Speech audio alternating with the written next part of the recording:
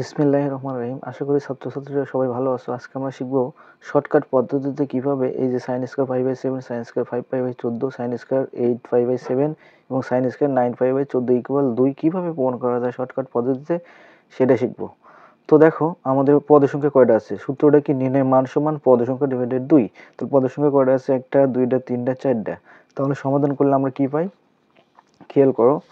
যেহেতু আমরা পদের সংখ্যা কয়টা পেলাম বলো তো, পদের সংখ্যা পেলাম 4টে। এই যে 1 2 3 আর এইটা হলো 4 নাম্বার। তাহলে আমাদের 2 প্রমাণ করতে হবে। অতএব সূত্রটা কি ছিল, নির্ণয় মান সমান পদের সংখ্যা ডিভাইডেড 2।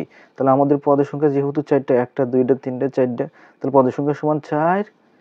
তাহলে সূত্রটা কি, নির্ণয় মান সমান পদের সংখ্যা ডিভাইডেড 2। তাহলে পদের সংখ্যা 4 ভাগ 2, তাহলে 4কে 2 দ্বারা ভাগ করলে 2 হয়। এটাই হলো আমাদের অ্যান্সার।